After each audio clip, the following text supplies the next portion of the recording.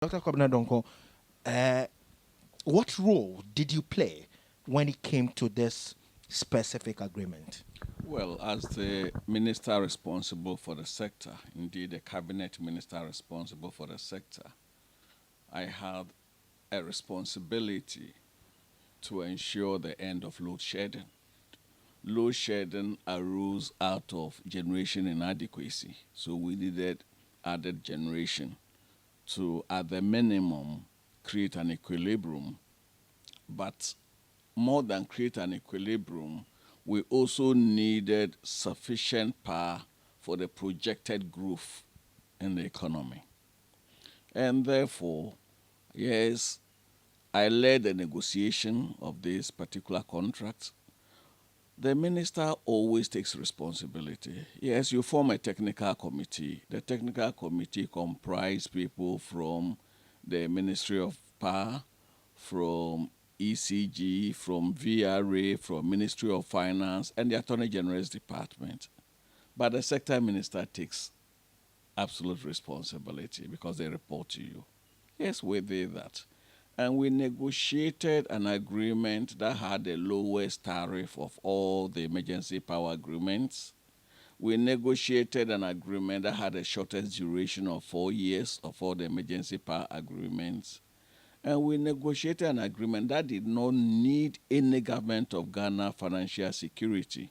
And so there was no standby LC, there was no government consent and support agreement, there was no call, there was no call put option agreement, etc. You have said that yes, you are quite prepared for want of a better word, a showdown with the AG. I mean, at the CID. No, sorry. I don't want a showdown. He says he's getting them to invite me. I will go and state my side. You see, if we want to build this country, there is a way we must act. If the current administration had engaged some of us, we would have avoided this whole termination. We would have advised against the termination. As we speak, if you remember, the Minister for Energy about 2 months ago stated that we'll be needing additional power. We're going to contract additional power. So if they had engaged some of us, we would have said, look, okay, instead of terminating, ask them to delay by another year, which is done in the industry. Because really, as we see it, in the next 3 years, we'll need additional power. But we've made so much political capital out of excess capacity.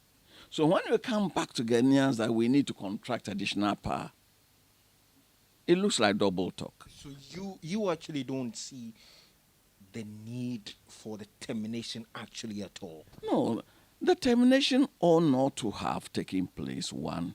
Two, the basis of the termination was that they had not procured an energy commission license, among others. Meanwhile, in the agreement, we were obligated to assist them to procure these licenses and permits. And it's not just in this agreement, it runs across all the power purchase agreements and other agreements that the government of Ghana has entered into, because these licensing bodies and permitting bodies are government institutions.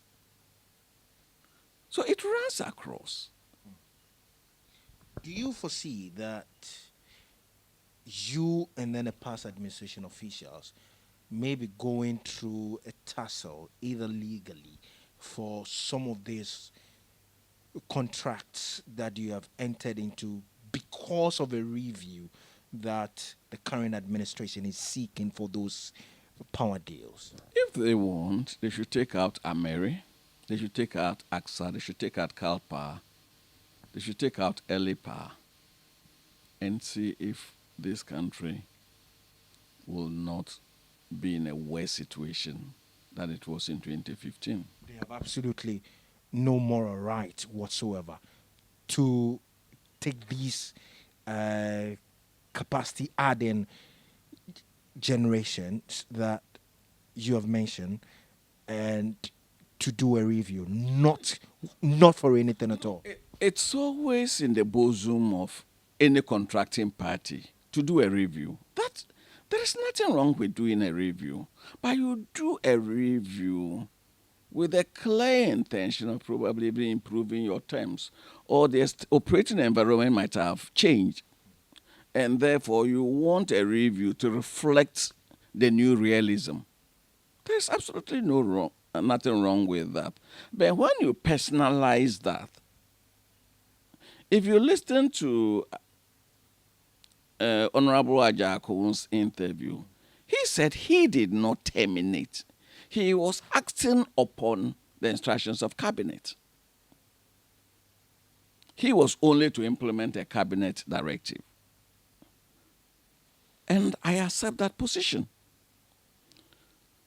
Was I not acting on cabinet's directive to sign? Because you go to cabinet, receive cabinet approval, you come to parliament, receive parliament's approval. And then when it comes to me, it is personalized.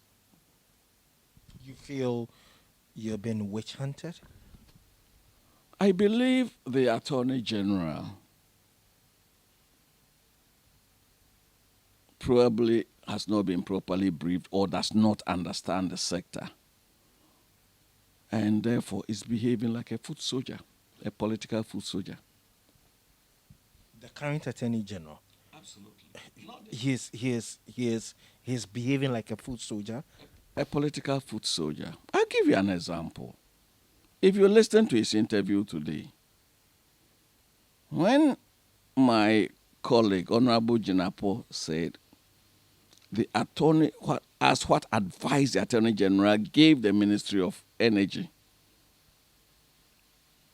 as regards the termination, he said he wasn't the minister there and that they should ask the then Attorney General. Meanwhile, Jinapo was a deputy. He was not the minister. But you are mentioning his name all over the place.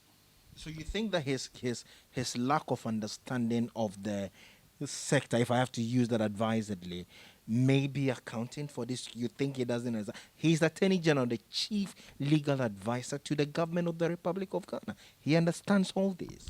Well, I don't think he understands everything. Other than that, the court in London, he should have understood that having had a first extension, if he wanted a second extension, that should have been within the period of the first extension, and not to wait for the extension to lapse and then he then goes. That was the basis. You feel they were just not interested in it at all? Well, what I feel is not important, but I really think the Attorney General is being more political and political in a partisan way rather than looking at the general national interest. I think he's behaving like a partisan MPP Attorney General rather than Attorney